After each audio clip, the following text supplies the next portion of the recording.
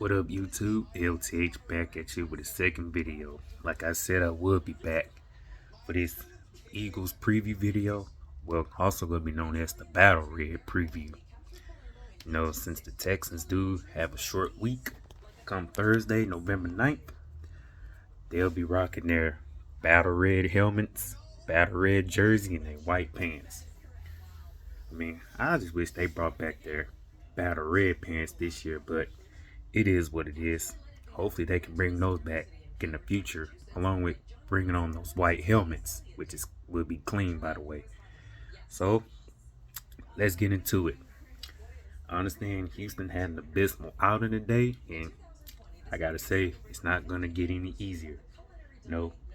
Especially for this offense and run defense. They got to see Jalen Hurts, Miles Sanders. Also got to see A.J. Brown.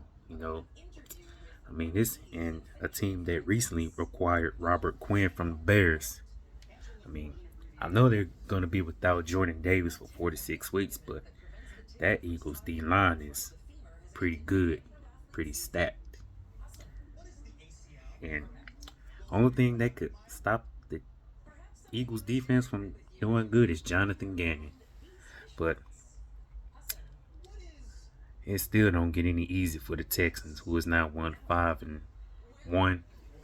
And Damian Pierce was held to 35 yards today by the Titans defense, and he's definitely once again going to be the only hope for that Texans offense against a good Eagles front seven.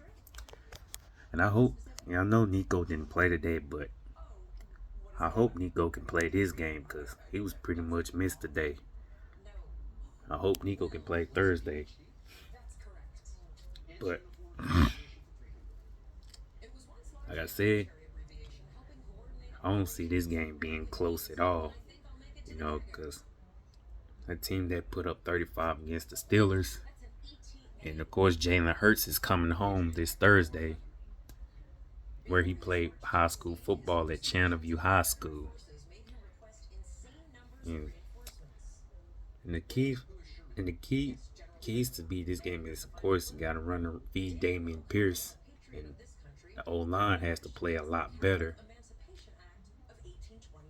And Christian Harris showed some solid flashes.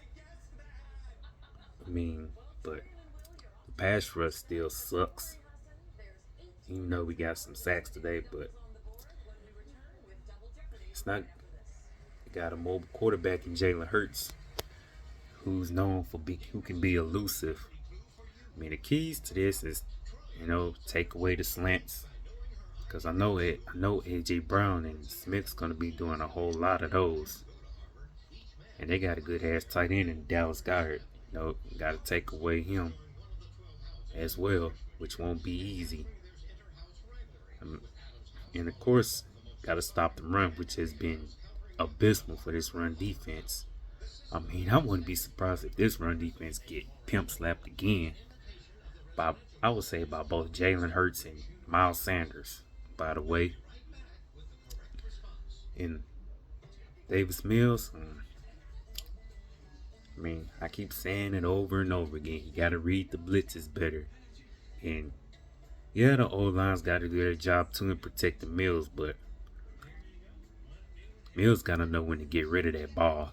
If it's pressure in his face or is in danger of getting sacked, throw the ball away, which is the least he can do. I would say take a sack, but can't afford to take unnecessary sacks, which sets us back in the second and third and longs at this point. And of course, I noticed the play calling was sus again. And Pep Hamilton got to open up that playbook. And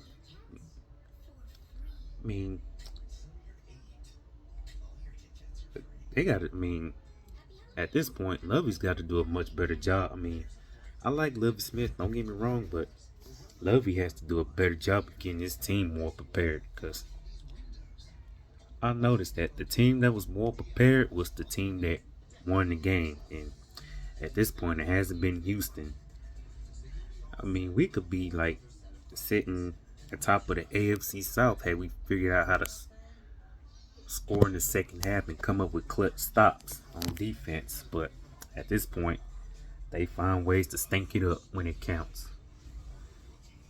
And I know the Eagles had their moments when they had hard times scoring in the second half as well. But unlike the Texans, the Eagles defense find ways to play defense and come up with clutch stops when it counts the most.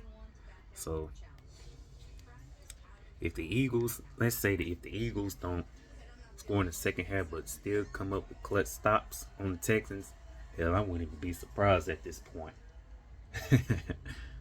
I mean, they say anything's possible, but I mean, I want to beat the Eagles for the first time in franchise history, man. I would love that if it means pulling off an upset, but I realistically doubt that'll ever happen. You know, simple. Can't stop the run, committing dumb penalties. And the Texans got 7 giveaways this season. Probably a little more than takeaways. Oh man, at this point. I mean, I gotta admit, being a Texans fan in 2022, a freaking pain in the ass. But at the end of the day, it's the team I'm a rep. Been repping this squad since 2002. And I'm gonna continue repping until my heart stops. No matter what. I mean, if we win and pull off this upset, then I'll be glad. You know, if it means handing Philly their first loss of 2022, but at the same time, I doubt it at this point. Because defense won't be able to stop the Eagles' offense, let alone the nosebleed at this point. I mean, and not to mention, Pierce can only do so much, but it's up to the receivers to get open and Davis Mills make a play. That's where it eventually counts, especially on third and longs and stuff, which they got to do a better job of avoiding. Because if I remember correctly, they only converted on 1 third down today. I mean, that's how bad it is. How bad they are on third downs at this point. So, I mean, I gotta say, I also learned that they don't have a lot of playmakers on both sides of the ball at this point. I mean, and I could care less about garbage time TDs. Scoring when it matters most is what I'm concerned with at this point. And the fourth quarter's been the Texans' kryptonite.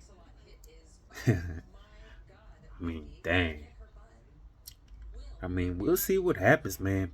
We'll see what eventually happens come Thursday. But at this point, I got a feeling winning by 3-4 touchdowns at this point. That's my prediction. This overall prediction on a realistic basis. Philly winning by 3 or 4 touchdowns. Or possibly 5. But anyway, that's my Battle Red preview between Eagles and Texans. So, gotta shout out Joey Shakes, Philly 500. Shout out the way you're hiding. You know, me and him chopping it up on Twitter. You know, when it comes to the Phillies and Astros in the World Series. You know, shout out to Lord Bronson. Gotta shout out Desert Eagle 90. You know, shout out to Philly 500. You know, shout out to all the other Eagles YouTube content creators as well, along with the Eagles fan base in Houston and all around the world. Because I know it's going to be a lot of Eagles fans in Houston for sure. So NRG is going to be feeling like a home game for the Eagles, because the Eagles, they can travel just like other fan bases like the Niners and Cowboys, for example. The Eagles can pretty much travel very well eventually. So won't be surprised if it's a lot of midnight green jerseys in NRG Stadium, along with black jerseys or even white Philadelphia Eagles jerseys filled in NRG Stadium. I mean, that's how well Eagles fans travel. So, yeah, I'm going to leave it at that. Till the next video, LTH checking on the potty here. And once again, Shout out to the brother Joey Shakes, Philly 500, Where You Hiding, Lord Brunson, Philly Mike, known as the Philly Talk Podcast, and also Desert Eagle 90 and Where You Hiding.